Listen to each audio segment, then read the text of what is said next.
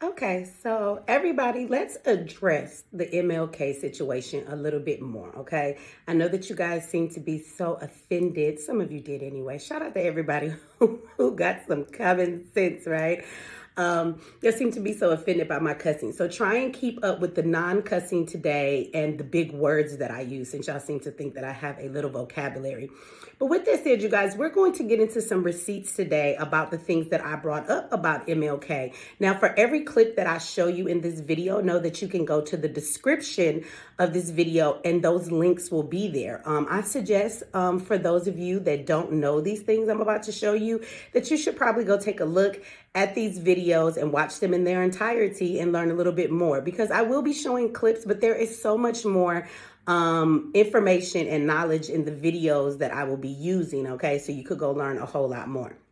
Now, first of all, let's address some of the things that were said in the comment section where you guys seem to be very ignorant, just meaning not knowing. I usually use the word stupid, but I won't do that today. I got on my We Gonna Be Professional sweater, so we're not going to talk like that today, okay? So for those of you that are very ignorant, some of you said, you are a new activist. You've only been doing work, 10, 15 years. You know, you act like you an OG. Girl, you wasn't even alive in the civil rights movement. You don't know what was going on. So first of all, let me address that.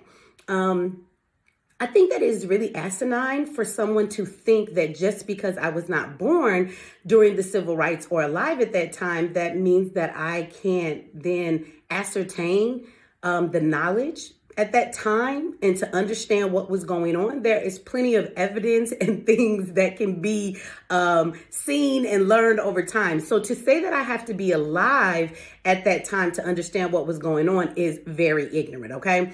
Also, I did not just, appear like the magical, miraculous birth of the magic baby named Jesus that y'all be talking about so much in y'all life. And so I do have relatives, right? I have grandfathers, grandmothers, I have aunties and uncles who were very much alive during the civil rights movement. All of them owned their homes. Their family was thriving and owned businesses and everything else, okay? So I can have those conversations with those people as well. So I think it's very ignorant, once again, to say that I have to be alive at that time to understand what was going on. Then the next comment about me being new to activism, like that was just made no sense at all. Like that was a very illogical thing to say, because if I am an activist today and I have done plenty of work, what does that have to do with the fact that I know what we're fighting today? I know the issues that we are constantly out here dealing with, and a lot of them come back to the civil rights movement. A lot of things that were implemented back then are the very things that we are fighting for now. I do not understand how, because I wasn't alive to be an activist back then, that null and voids the statement that I made about what we have to fight today. Okay, so next thing I want to address, and we're going to play a little bit of receipts at this point. I want to address that somebody was upset with me, and it was only one person that said this in the comment section, but I've heard many of you guys state this when I've made this comment before. So when I bring up MLK and his affairs that he had, and we talk about the fact that he was with Caucasian women, some of you guys get upset and you're like, why would you say that about him? Why is you putting that on his name? You don't know that. And that's not true. Them could have just been rumors. The FBI, the CIA, they told everybody that stuff. Okay, so I am going to introduce you guys, if you do not know, that long before Martin Luther King met Coretta and got married to her, he was in college. And the college he was at, he very much was in love with a Caucasian woman. Of course, that is not the woman that his father would have picked for him. And when it came to the times and the fact that he was being bred to be the civil rights leader and to start this movement, she was not a good look. So he could not be with her because of what his calling was and what he was being groomed to become. So with that said, he had to discontinue his relationship with a woman that he was very much in love with. And if you guys do not know this, let me introduce you to MLK's Caucasian girlfriend. He was a seminary student attending Crozer Theological Seminary. And let his friends tell it, a big part of who he found himself to be was centered in a romance with Betty Moitz, a young white woman who was an art student and cafeteria worker. Their love affair started in 1949. Now, when we talk about a man who has affairs on his wife, he's obviously going to have affairs with women that he likes. And I think that you really can't argue that MLK didn't like Caucasian women, and he was surrounded by them all the time in his movement, because of course we know his movement encapsulated everybody, and the white women and the white men and the white boys and the white girls. Remember that? And so I don't know why it's so far-fetched for you to believe that in these affairs that he was actually messing with women who were not black, okay? So the next thing that I would also like to address is that, again, a lot of people said that I didn't know what the times were back then because it was very destitute. There was so much going on, especially in the South with, Jim Crow, and that all the kids were shuffled into one-room schoolhouses and things of that nature. So I want to remind you guys that there was segregation back then, okay? But there is segregation today. So let's talk about the difference of the segregation, okay? So segregation is when you have groups of people who, come together and they're of their own group. They build their schools, their communities, their, police forces and all of these different things. And I don't know if you guys know this or not, because maybe you don't pay attention, but we very much have that today, right? You have the Jewish community, and they have all of their stuff in their community. You have the Asian community, you have the Hispanic community. All of these people go out. Segregation doesn't mean that they don't interact or intermingle with other races. They absolutely do, and work and all of these other things. But when they go home to the foundation of their community, they're going to their communities, right? With their people, with the things and the infrastructures that they have built for their community. The Jewish people have their own police. Do y'all not know that? They have their own hospitals. They have their own synagogues, right? You look at the Asian community, they have their own stores, right? If they can't go to the regular store and get the food they like to eat, they have their own markets that has all of their food, all of the things they like right in their communities, okay? So I don't know if you guys have been living under a rock, but why don't you know this? Now, you have the black community today. We are very much segregated, but we are not segregated by choice. We are segregated by the foot of the oppressor who actually chooses the way that we're segregated, right? The government has created ghettos and therefore placed them in them. They have told us what our schools will be, where we will live, right? The police that will police us, all of these other things that other communities have decided for themselves. Ours is decided for us. That's the difference, right? And before the civil rights movement, there was segregation, but maybe not in the way that it's always projected to you. The way that I just explained is the way that black communities were segregated. They did interact with other races of people and other groups.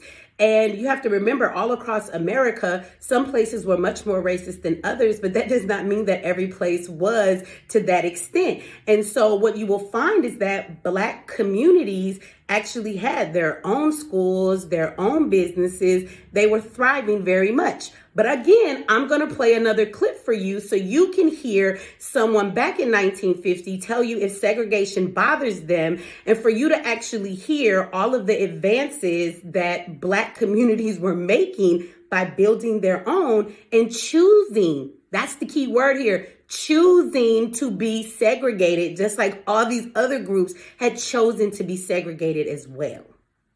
Many blacks were not at all fazed by many of the segregation ordinances, which, by the way, were being repealed or overthrown in both the private and public sector. Up to this present time, it hasn't affected me at all. As far as my work and my social activities, up until this present time, I can say it hasn't affected me. Every race and nationality has a community. It's natural for people of the same race and nationality to move in an area and the others come in, and before you know it, you have a community. You go one end of this country to the other. You'll find a German community. You'll find a Polish community. You'll find a Jewish community. You'll find a French community. As many nationalities as you have, you'll find communities across the width and breadth of this nation. This isn't accidental. This exists all over the world. Under separate but equal, The southern states where we have a biracial society and have had, much of it came about as a result of the desire of the Negroes themselves to separate. Separate schools. Many parts of the South were voted for and approved by the Negro leaders themselves. The South built many new schools, many of them far superior to those that were attended by white children, and the facilities were gradually being equalized. Since slavery was abolished, Negro illiteracy has rapidly decreased, and today more than 80% of the colored population has had some schooling. Those schools weren't torn up. Those teachers weren't raggedy. There are towns like that all through the South where black people run these towns, where they have their own schools, where they have their own sheriffs and their own police departments, their own municipality. Now, when I say that the civil rights movement destroyed the black community, that is exactly what I mean. I am not making any apology for that. I am not taking any of that back.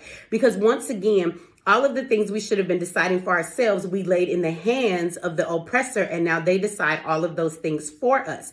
So when I tell you that the black community had their own stuff, they did.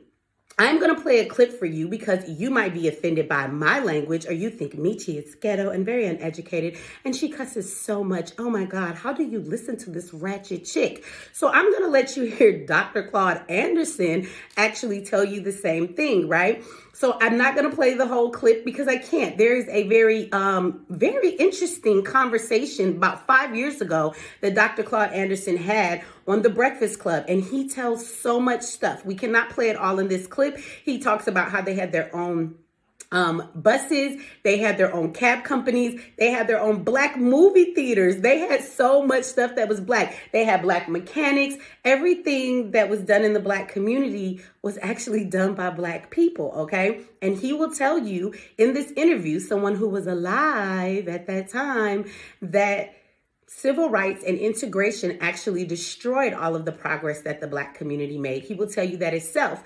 But the clip that I'm going to play for you, and again, the link to this is in the description of this video to watch the whole thing. He's going to tell you that before the bus boycott, that black communities actually had a bus system. And the reason that we know he's not lying is because his family is the ones who owned the black bus system. And they didn't own 2 or 3 buses. They owned over 500 buses, okay? And the civil rights movement came in, Rosa Parks and Martin Luther King, and started talking about, we want to ride on white buses. They got pressure from the black community to want to force to have to be riding on these buses. And so they came to the black companies and was like, well, we want to ride on white buses. Where are the white buses? And guess what? He said, well, we don't got no white buses. This is what they were told. And they said, well, get some because we want to ride on them. So the civil rights movement and the bus boycott actually destroyed the very lucrative black bus company that actually already existed. So I want you to think about that. Why would we need to cry about not riding on the front of a bus when you just could have gotten on a black bus and you could have sat anywhere you wanted to sit? This is also a side note that Rosa Parks and Martin Luther King did not meet for the first time when the bus boycott came about. They actually knew each other and had attended some schooling together that was based on communism, and they had been taught some of the same things. So the bus boycott was actually a setup and very much planned, and it was not an issue. They actually on purpose made an issue where there wasn't one. But again, you can watch these videos in their entirety so you can get this information. But for now, I'm going to play a clip and let Dr. Claud Anderson tell you exactly what I just said to you. That we were looking for this social integration. You know why? Because we had our own businesses there. We had our own businesses. My family was part of one that had the only black bus line in the entire United States. The only black bus line. And when I say we had a bus line, I'm not talking about 2 or 3 buses. We had over 500 buses. Wow. And we don't kill our buses. Right. Social integration. When all of a sudden, you also are talking about Rosa Parks and Martin Luther King going down to Alabama, want to integrate the bus lines. Now, last but not least, what I just want to express to everybody is that when someone like this has done what they've done, let's be clear. The damage that has been done to the Black community from the civil rights movement is actually very devastating, because I will tell you from what I see and what I know that the integration that we have been forced into, right? They brought him about so that he could come and do all of these things. All of that was very much planned to take us backwards. And I know a lot of people are like, oh, well, at the end, I've even said that, he must have realized, that this wasn't working. He decided to change up his story, and this is why he was assassinated.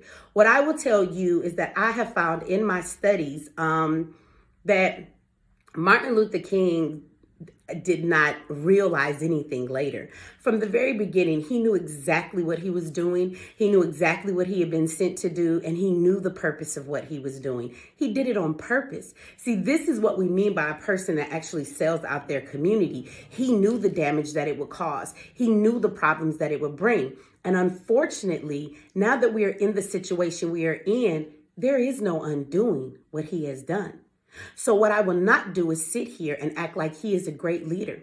He actually is a great enemy of the Black community. He has devastated us tremendously, and we fight every day to try and get back what he helped to take away. And I will tell you that no matter how hard we build, no matter how hard we fight, we are so integrated into that burning building that he took us into, that even if we build, even if we create things, even if we try, we will never get back to the progression that we had and all of the Black things that we had in our communities all across this nation before the civil rights movement. We will never have that again. And you have Martin Luther King to thank for that. Now, on my way out the door in this video, I'm going to put up one more thing for you. Several clips of some stuff you might want to read. So you can pause the screen and you can take your time and you can read it. But these are actually information that was documented from other Black people who actually was around Martin Luther King at the time that he was doing the things he was doing. Now, some might say this is rumor. I know that being an activist, there's plenty of stuff that I could put out about other activists and tell you what I've learned about being around them. Now, you can choose to believe me, or you can say, I don't know if I want to believe what Michi has to say. But the truth of the matter is, we will blow this off on the FBI, the CIA. Oh, they coerce people into saying this. You'll tell yourself that the Black people that said these things about Martin Luther King were paid, or they were the sellout. Well, MLK was the sellout, but that's how y'all like to spin it. So I'm going to put these up on the screen. You can pause them, you can take a look at them, and you can read them. But there are some pretty heavy accusations about MLK's conduct behind the scenes, right? And things that he did as a so-called minister and activist when it came to a whole lot of immoral activity. I'll say it like this. He seemed to be a little Diddy-ish, if you know what I mean. So go ahead and take a look at these and read them. You can believe them or you can take them with a grain of salt. But I am going to throw them in there because it is something that has been said by other Black people back at that time that were around him, okay? But all of the other things that I've said in this video, these are actually proven facts that you really can't argue with. I mean, you can act ignorant and act like you don't want to know them. You can be willfully ignorant and you can deny them. But they are all facts. But we'll throw a little tea in here and we'll give you some stuff that is other people's word against what he might say. But I still think it's interesting to take a look at. And with that said, I will see you on the next live or the next video.